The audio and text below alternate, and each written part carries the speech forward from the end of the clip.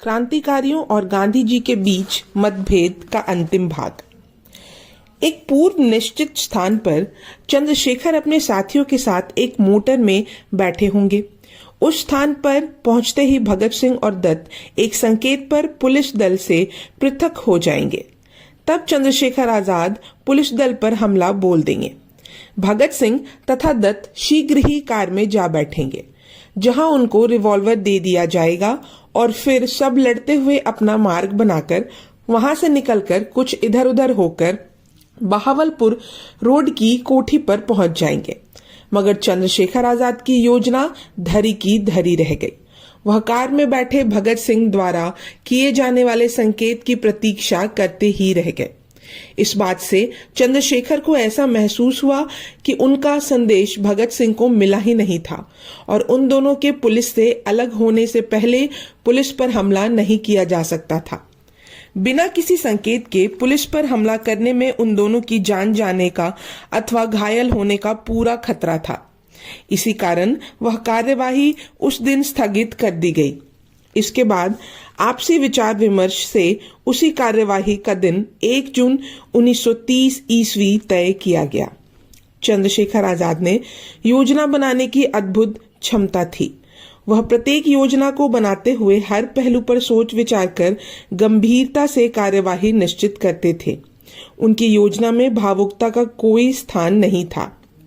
भगत सिंह को छुड़ाने के लिए चंद्रशेखर पूरी तरह से तैयार हो गए थे, मगर जब भगत सिंह उन्हें पूर्ण संकेत नहीं मिला तो यशपाल के बार बार कहने पर भी चंद्रशेखर आजाद ने भगत सिंह को उस समय छुड़ाने का प्रयत्न नहीं किया था।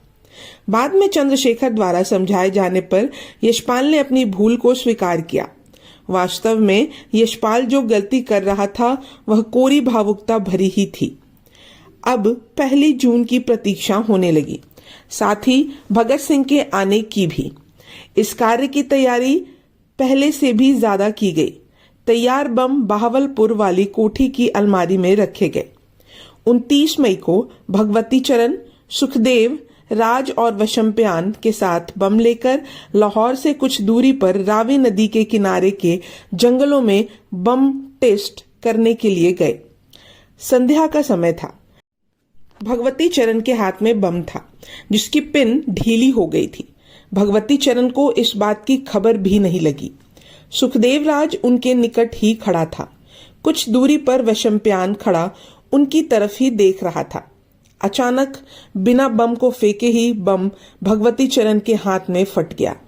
बम विस्फोट इतना भयानक था कि उससे भगवती चरण का दायां हाथ, बाजू, मुख का कुछ भाग और पेट का थोड़ा सा हिस्सा चिथड़ों में बदल गया।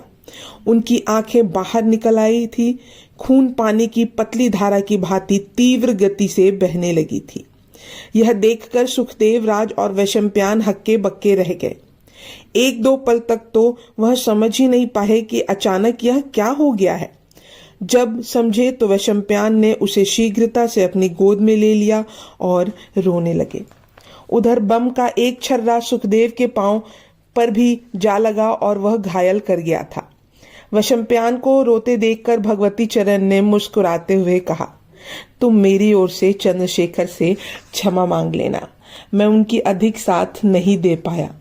मुझे इस बात का भी भारी दुख है कि मैं भगत सिंह को छुड़ाने से पहले ही इस संसार से विदा ले रहा हूं। भगवती चरण के शरीर से रक्त पानी की तरह बह रहा था।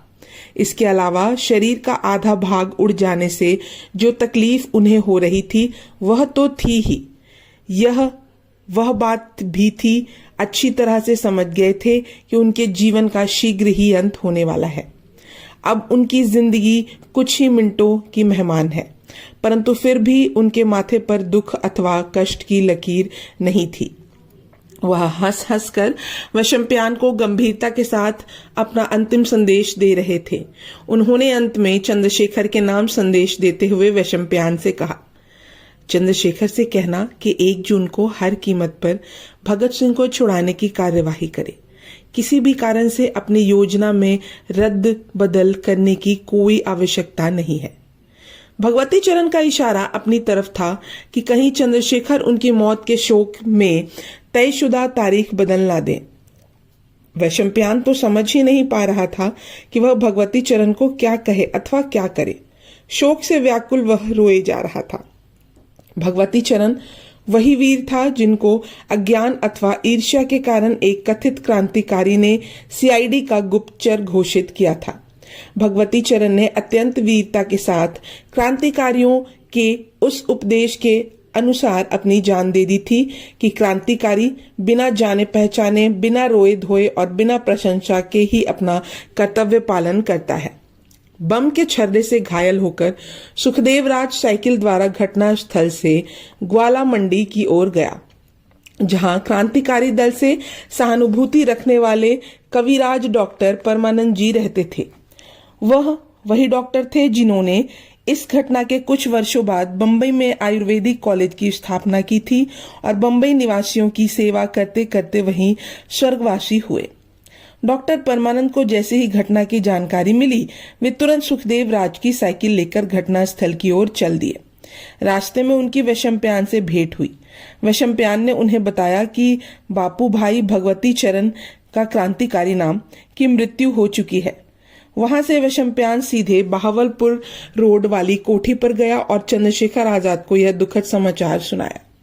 इस शोक समाचार पर चंद्रशेखर बुरी तरह व्याकुल हो उठे, किंतु कुछ पलों बाद उन्होंने अपनी भावनाओं पर काबू पा लिया और खुद को संभालते हुए वैशंपायन और यशपाल को साथ लेकर घटना स्थल पर जा पहुंचे। तभी आधी रात का समय हो चुका था। भगवती चरण तो वीर गति को प्राप्त हो चुके थे। चंद्रशेखर आजाद ने दिल को कड़ा करके भगवती चरण के हृष्ट पुष्ट शरीर को पत्थरों से बांध दिया और फिर रावी नदी के किनारे गड्ढा खोदकर उनका पार्थिव शरीर उसमें दबा दिया। भगवती चरण की मृत्यु का चंद्रशेखर आजाद को भारी आघात पहुंचा था, मानो उनका दायां हाथ टूट गया हो। दोनों में भाइयों जैसा प्रगाढ़ प्रेम था। प्रायः हॉस्टल अथवा अन्य स्थान पर दोनों घंटों घंटों विचार विमर्श किया करते थे। जिस आशा से देश के लोग क्रांतिकारियों की वीरता भरे कारनामों पर गर्व करते थे, उस आशा का ज्वलंत प्रमाण पेश कर भगवती चरण ने आजाद का सिर ऊंचा कर दिया था। चंद्रशेखर भगवती के साथ गुजरे पलों को भूल नहीं पा रहे थे। जब चंद्रशेखर और भगवती चरण बोलते बोलते अथवा सोचते सोचते थक जाते तो खड़े होकर हाथों द्वारा एक दूसरे के शारीरिक बल का परीक्षण करते थे। दल के कार्य को पूर्ण करने के लिए कार्यक्रमों की योजनाएं भी दोनों ही बनाते थे। एक तरह से चंद्रशेखर भगवती चरण की मृत्यु से भीतर ही भीतर टूटते जा रहे थे। उनके लिए सबसे शोक का विषय यह था कि वह अपने भाई, अपने अन्य मित्र का अंतिम संस्कार भी नहीं कर सके थे। बम से छित विचित हुए शव की सच्चाई सबके सामने आने का मतलब था क्रांतिकारियों की गतिविधियों की पोल खुलना। एक प्रियजन के लिए पूरे दल को मौत के मुंह में धकेलना बुद्धिमतापूर्ण कार्य नहीं था। चंद्रशेखर आजाद ने घटनास्थल से लौटकर दुर्गा भाभी को भगवती चरण की मृत्यु का दुखद समाचार दिया। उन्हें भय था कि कहीं दुर्गा भाभी को संभालने में कठिनाइयों का सामना न करना पड़े, किंतु दुर्गा भाभी कोई आम स्त्री नहीं थी। वह एक वीर की पत्नी थी, स्वयं एक वीरांगना थी। उन्हें यह बात भली भांति मालूम थी कि वे जिस उद्देश्य के लिए प्रयासरत हैं, उसमें एक न एक दिन अपने प्रियजनों का बलिदान देना ही होगा। बिना रक्ताभिषेक के स्वतंत्रता की देवी प्रसन्न नहीं होगी। मगर एक नारी होने के नाते अपने पति की मृत्यु पर उन्हें हार्दिक शोक अवश्य हुआ। फिर भी उन्होंने होश नहीं खोया। उन्होंने चंद्रशेखर की व्याकुलता को परखते हुए कहा, आजाद जो होना था सो हो गया। जिसका जितना जीवन है वह उतना ही जिएगा। अब आगे के बारे में सोचो। भाभी आजाद चौके। यदि तुम उन्हें इतना ही प्रेम करते थे तो उनकी अंतिम इच्छा का सम्मान करो। अंतिम इच्छा? हाँ, जो उन्होंने वैशंपायन से कही थी कि किसी भी कारण से भगत सिंह को छुड़ाने की योजना स्थगित नहीं होनी चाहिए। आप ठीक कहती हैं। आजाद का हृदय दुर्गा भाभी के प्रति अपार श्रद्धा से भर उठा। चंद्रशेखर आजाद को इससे पहले भी अपने क्रांतिकारियों की मृत्यु व गिरफ्तारी से कई असहनीय आघात लग चुके थे। इसलिए भगवती चरण की कमी का अनुभव करते हुए भी वह अपने कर्तव्य पालन में लग गए। वह दल के काम को सदैव अपने व्यक्तिगत से ऊंचा समझते थे। उन्होंने भगत सिंह को छुड़ाने की पुनः योजना बनाई, किंतु शायद भगत सिंह को आजाद कराना अथवा उनके जीवन को बचाना उनके भाग्य में नहीं था। यह भाग यहीं समाप्त होता है। अब अगले भाग में हम जानेंगे एक और पलायन के बारे में। तब तक के लिए धन्यवाद।